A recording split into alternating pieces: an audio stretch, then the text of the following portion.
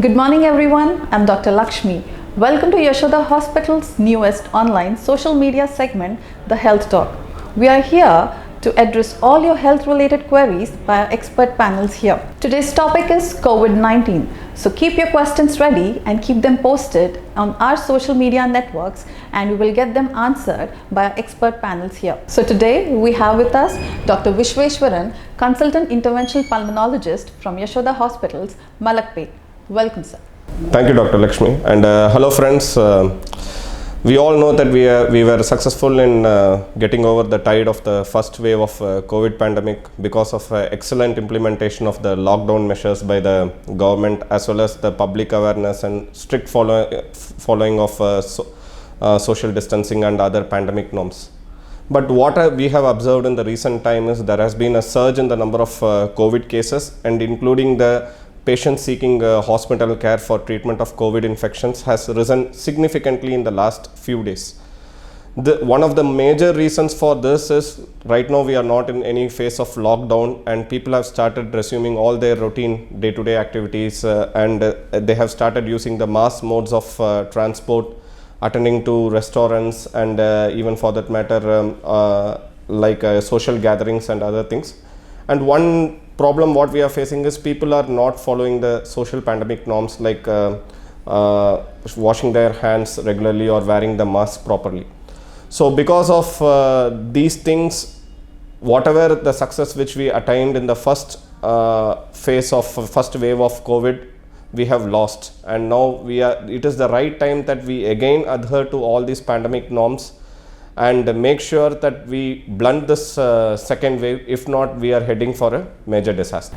So doctor, let's not waste any time and let's get into the questions. And now that we got an overwhelming response from our audience, so let's take the questions now. Yeah, sure. The first question is, I think this is one of the questions what everyone's got on their mind. Is the vaccine safe? Yeah, vaccine, whatever the vaccine that are currently available in India, we have got two vaccines. One is the Covaxin, which is produced by the Bharat Biotech, and the Covishield, which is produced by the Serum Institute of Pune. Both these vaccines has been approved by the government of India after a detailed evaluation of their efficacy as well as proper monitoring of the side effects. Both these vaccines have been in the phase 3 of clinical testing for vaccine, and they have been found to be efficacious with efficacy ranging between almost around 70 to 90%, which is pretty good for any vaccine, especially during a pandemic where most of the vaccine comes under emergency use authorization. And apart from that, with the experience, like we have vaccinated almost in India, almost 11 crores of people have been vaccinated for COVID, and side effects has not been that severe except for few random cases which has been reported. So definitely the overall efficacy and the safety of the vaccine has been fairly good, and it is the only thing which we have in our armatorium to fight against this pandemic by improving the herd immunity.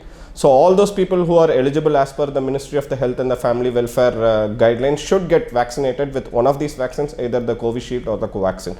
And regarding the safety, there is nothing to panic. There has been few false reports previously, but all those proofs has been disproved. So right now we need to get ourselves actively vaccinated if we fall into the eligible criteria for vaccination. So now we got another question. This comes from Surya Kumar asking from Hyderabad. He wants to know what is the ideal time to take the second dose of the vaccine. So as per the Ministry of Health and Family Welfare, for your Covaxin, the ideal time of the vaccination the interval should be between 4 to 6 weeks for Covaxin. And for Covishield, the difference between the first and the second dose should be 4 to 8 weeks.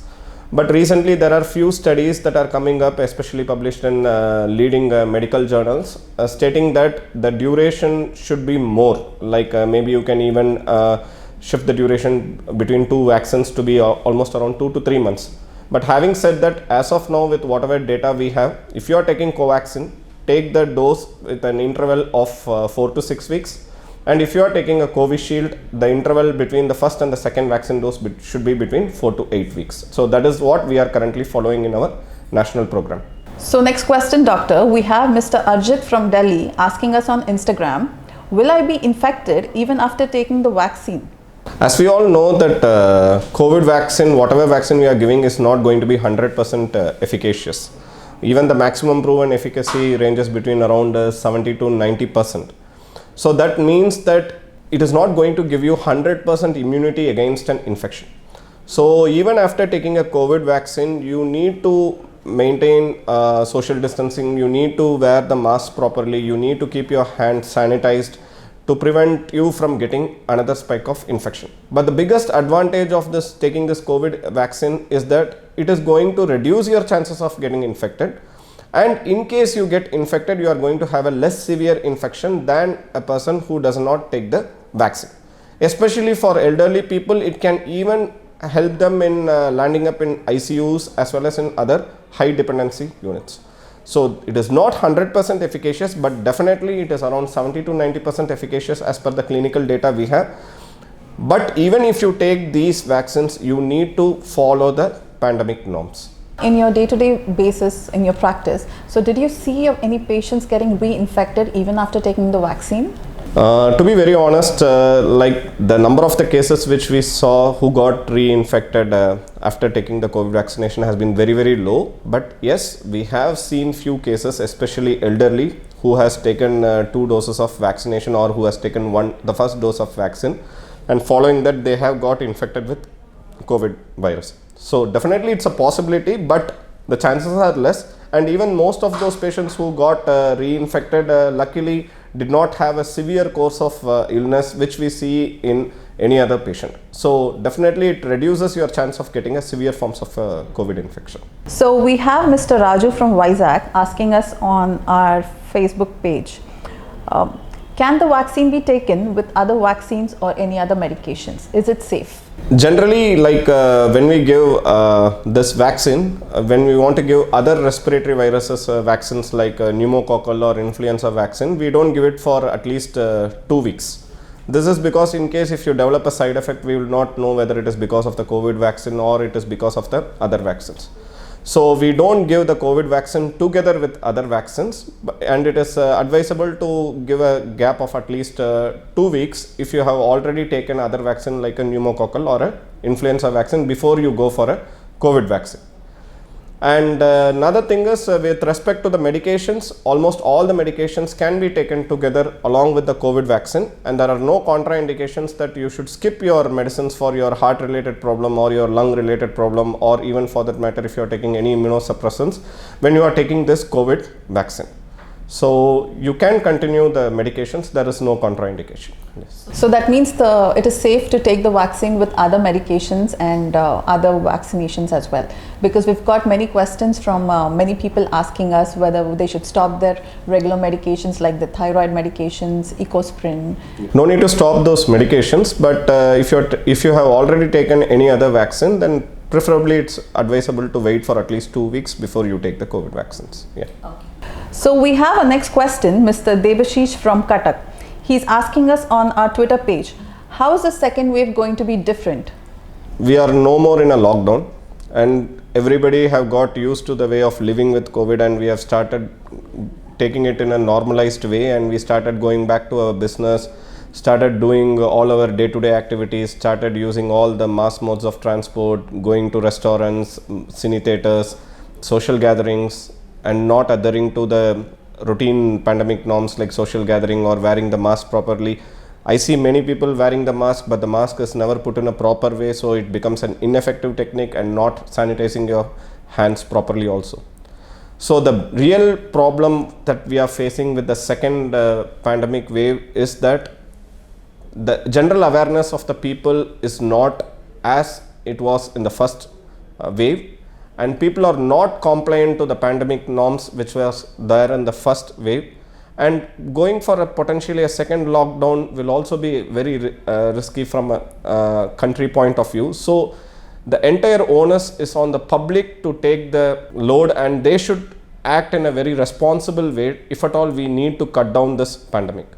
So the few things which we as public can do to cut down this pandemic from escalating any further is that we need to stick to social distancing, we need to wear masks properly in all public places, and even if there is an infected person at home, you need to wash your hands with sanitizer or soap and water for at least 20 seconds properly if you come in contact with a COVID person. And the most important thing right now we have to cut down this pandemic from escalating any further is vaccination. So do not get biased by the false propaganda which was done initially about the safety of the vaccine. The vaccine has been found to be extremely safe, and take this vaccine because this is one thing which we can do to cut down this pandemic. And try to avoid all the social gatherings unless and limit the number of the people attending the social gathering, and try to avoid travel until and unless it is really deemed for. And even during travel you need to take all safety precautions, and if we act as responsible persons, definitely we can bring about a change in the curve of the second wave, and we can successfully tide over this second wave. So doctor, clinically, are you seeing that the case presenting to you in your clinic or hospital, are they different from the one presented during the first wave? Not really, like almost all the same spectrum of the cases we see even during the second pandemic. But however, because people are not adhering to the pandemic norms, we are seeing more families getting infected, which was not the case in the first wave where people were more responsible. So right now we are seeing the entire family getting affected and seeking a healthcare facility. So that is something which we are seeing new. But apart from that, the severity, the requirement of the ICU and the high dependency units has been relatively the same, like with respect to the first pandemic. So the virus per se is not behaving in a different way. It is probably the callous attitude of the general public in adhering to the social norms which is creating more problem. So we need to be extra cautious in making sure that we don't get ourselves infected. So taking the next question, we have Mr. Amit from Vadodara, Gujarat. He's asking us, is the new COVID strain undergoing a mutation? And if yes, can the available vaccines counter the effect?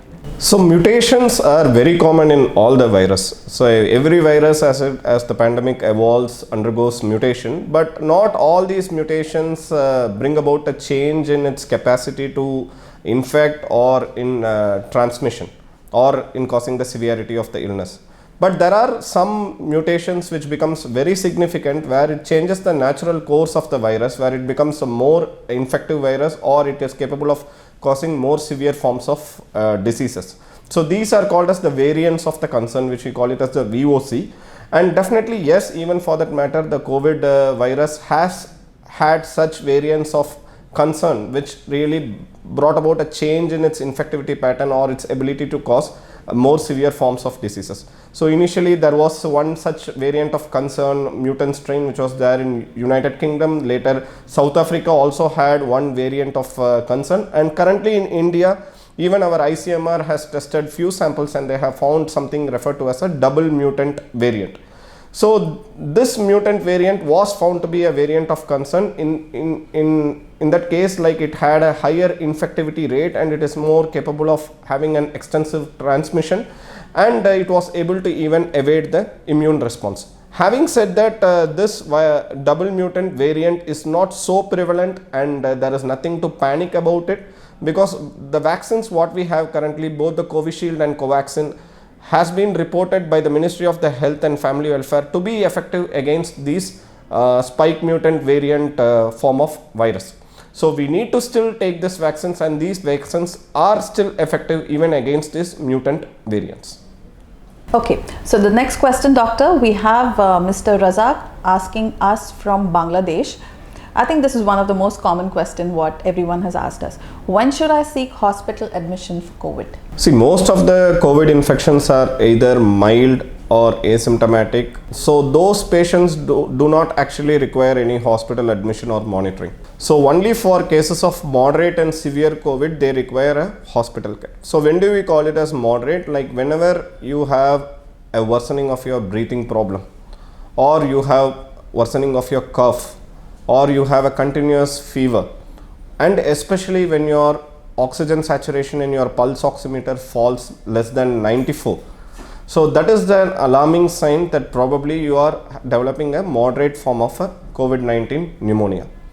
So when you develop any of these features, especially when your saturation is less than 94, or your breathlessness is worsening, or cough is persisting, or your fever is continuous, especially in patients who are immunocompromised, like patient who is an elderly or patient who has an underlying comorbidity like a diabetes mellitus, or patient having chronic kidney disease, or patient having a chronic heart disease, or patient is on immunosuppressants for some sort of therapy, then you should definitely seek a hospital care.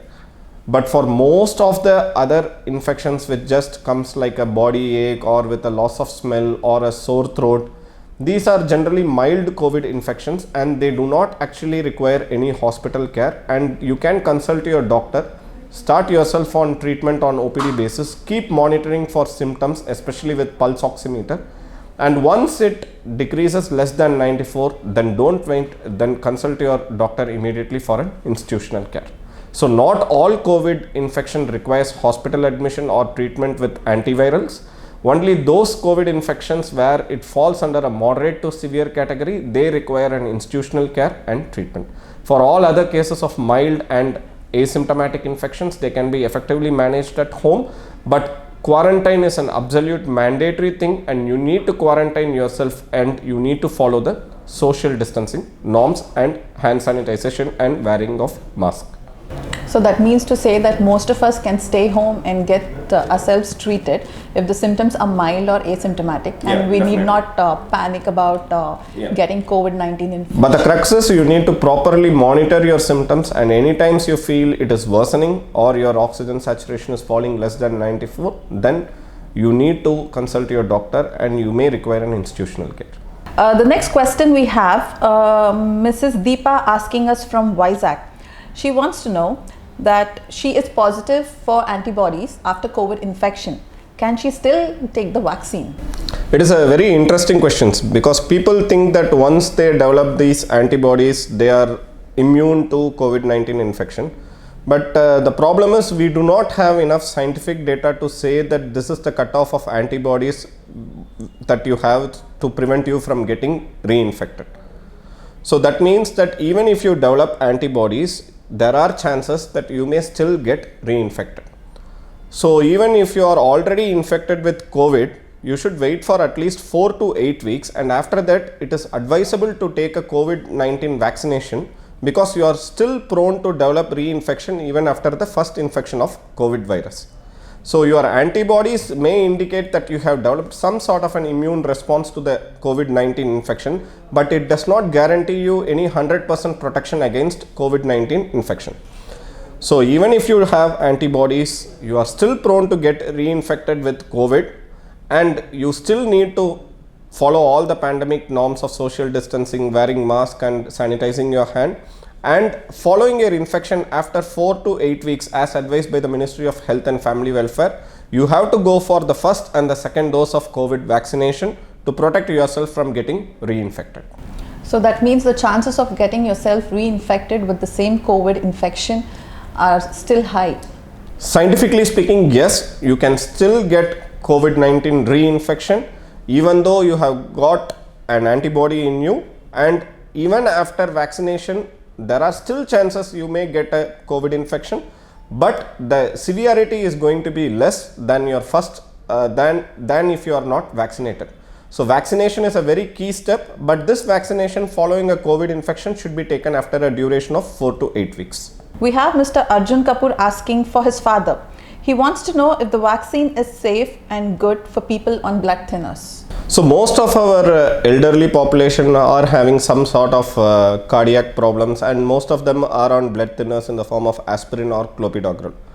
The guidelines has been very clear that even such patients can take their COVID-19 vaccination even without stopping their drugs for the underlying heart problem.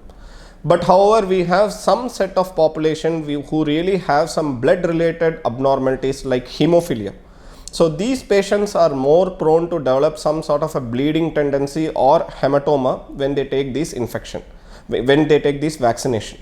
So these patients who have underlying blood related abnormalities are still eligible to take the COVID vaccination under a proper physician supervision. So that means all the patients who are on blood thinners like ecosprin or clopidogrel are safe to take the vaccination, and that should not deter them from getting vaccinated. So I think we already stressed about this point that there is no contraindication and that we shouldn't stop any medicines what we generally take if we are taking the vaccine. That's true. Yeah. Okay, doctor, moving on to the next question. We have Mr. Syed from Gulbarga asking us on Instagram page, are there any conditions where one should not take the vaccine? So most of the general population are eligible for vaccination, but there are few subset of patients who should not get vaccinated with COVID vaccine. If you have got any sort of severe allergic or anaphylactic reactions to any of the components of the vaccine, then definitely you should not get vaccinated with that particular vaccine. And these COVID vaccines are not tested in the pregnancy and lactating mothers. So any pregnancy and lactating mothers should not be given this COVID vaccine. Apart from that, if you have a current active COVID-19 infection, or you have a severe health disorder and you are in an ICU, or you had a COVID infection for which you have taken a plasma or a monoclonal antibody in the recent times, then you will not be fit for vaccination with COVID-19 vaccine. In addition to this, if you have already got a COVID infection, then you need to wait for a duration of at least 4 to 8 weeks before you get vaccinated with the COVID vaccine. Apart from these listed criteria, almost all the patients are eligible for vaccination, and they should take their vaccination if they are eligible. So there is no as such major contraindication apart from anaphylaxis and if you are hospitalized. And pregnancy, yes. Apart from that, we don't have actually any particular contraindication for taking these vaccines. Yeah, pregnancy and lactation, because the studies were not done on them. Yeah, we don't have enough studies, and generally what we have seen is the COVID infection, though it affects the pregnant women, it has not been that severe till now, but with the second wave we will have more clarity on how this new viral strains affect the pregnant lady. But with the current data, we do not advise COVID vaccination for patients who are pregnant or who are lactating. Moving on to the next question, we have Mrs. Vimala Shetty from Mumbai asking us on our Instagram page, what medical conditions put me at high risk for COVID-19 infection? So any elderly patient or patient who has got underlying conditions that will suppress their immunity, like diabetes, or patient who is having chronic kidney diseases or underlying heart related problems, or patient is on medicines that suppresses their immunity for conditions like transplant or for autoimmune diseases, these are the patients who are more prone to get infected, and infection in them may be severe. So these patients, if they develop symptoms of COVID-19 infection, they need to monitor their symptoms properly. They need to seek a healthcare personnel for proper management of their symptoms, and in case if they develop any alarming signs of progressive infection, they may require an institutional care. And it also makes that these subset of the population actually require the vaccination at the earliest to prevent them from getting infected with COVID viruses and to decrease the severity of the COVID virus infection in them.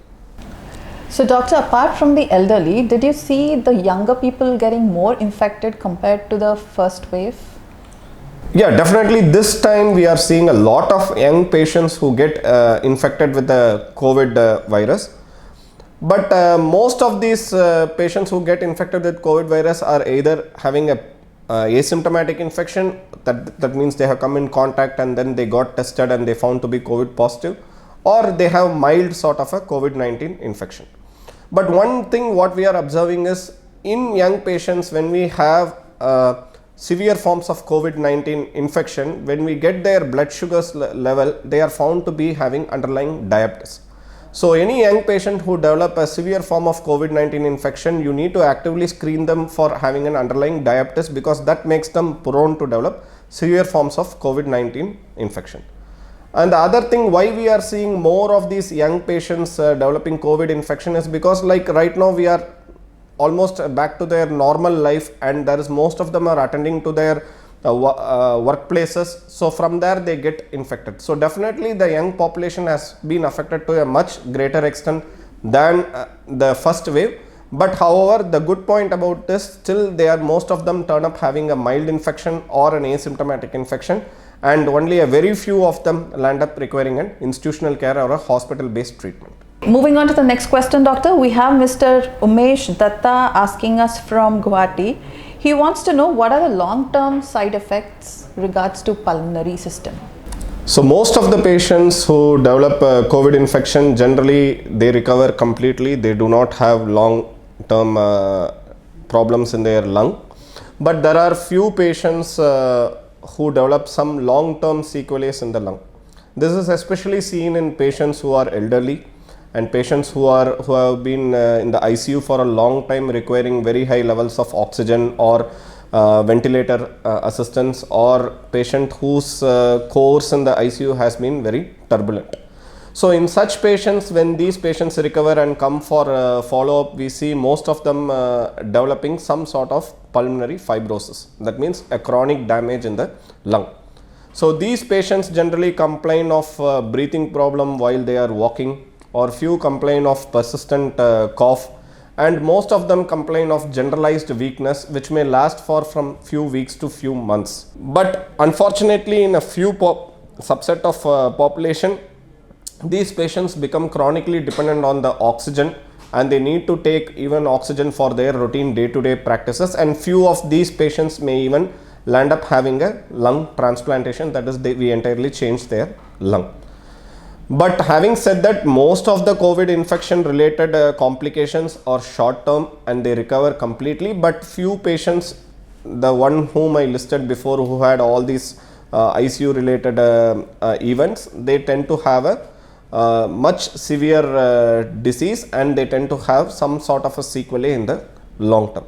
So if at all your post-COVID patient comes to you with chronic breathing problem or comes to you with a chronic cough, then probably you are dealing with a case of underlying lung fibrosis, and you need to see whether these patients are potential candidates for lung transplantation, which can improve their quality of life and they can help in a better survival.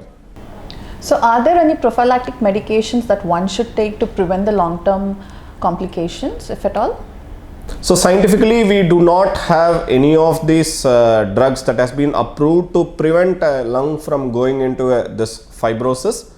But one thing is, overuse of oxygen, injudicious use of oxygen is something which is detrimental for the patient. Oxygen is also a medicine. When it is taken over than what is required, then definitely it is also harmful.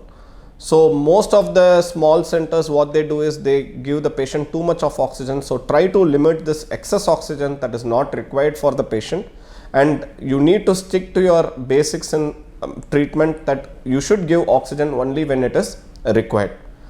And apart from that, a good rehabilitation following a COVID in the form of regular breathing exercises, some limb exercises or physiotherapy can also help them to overcome this feeling of weakness and breathlessness. And the most important thing is, once you get COVID infection, make sure that after 4 to 8 weeks you still go for COVID-19 vaccination. So these are few things which we can do from our side to decrease the intensity of the problem and to bring them back to their normal routine day-to-day activities. Okay. So are there any tests where one can do to monitor the pulmonary functions? So when you get admitted for a severe or moderate form of COVID infection, most of your doctors go for a CT scan to see how bad your lungs are affected. And in case if even after your COVID infection and discharge, you start developing this breathing problem, they may still go for a repeat CT scan to see whether there are any long-term complications of this underlying COVID. In addition to this, we have something called as a pulmonary function test. Once we know that the patient is out of the infective phase of the COVID, with a repeated swab test being negative and significant duration has elapsed from the time of the infection, then we can subject these patients for a pulmonary function test, and we can look at how good their lungs are functioning. Apart from that, one simple test which you can utilize to find out whether your lungs are working fine or not is the use of a pulse oximetry. So you put the pulse oximeter, make them walk for a particular duration of the time, and you see whether this oxygen levels are dipping or not. If it is dipping for more than 4%, then we take it something significant. That means your lungs are still having the burden or the residual damage caused by a COVID-19 infection, and we need to work on it. So these are few tests which you can do it in a bedside as well as in an institutional setting to find out whether your lungs are recovering or it has been damaged to a significant extent. So that brings us to the end of our first session on Health Talk, and we have stressed the importance of vaccination and the wearing of a mask and maintaining social distance and hand sanitization. So you want to add anything, doctor? Most of the things that the patients are really worried about has been answered. But having said that, we are in the midst of a second huge wave of COVID-19 pandemic, and it is without our efforts we are not going to tide over this crisis. So we as responsible citizens of this nation should take the onus on us, and we need to follow all the social distancing norms, wearing of the mask properly. People are wearing masks, but they are not wearing the mask properly, so that has to be emphasized. And sanitizing your hands with soap or water or a sanitizer, and make sure that you get vaccinated if you are eligible, because these are some things which looks simple but really makes a huge impact when it comes to a national level. And if we follow all these things, then probably we will be as successful or even more successful in controlling the second wave of pandemic as we did it in the first one. Thank you. Thank you all for your active participation. We do look forward for joining us next Sunday morning, and we will announce the topic shortly. Stay tuned.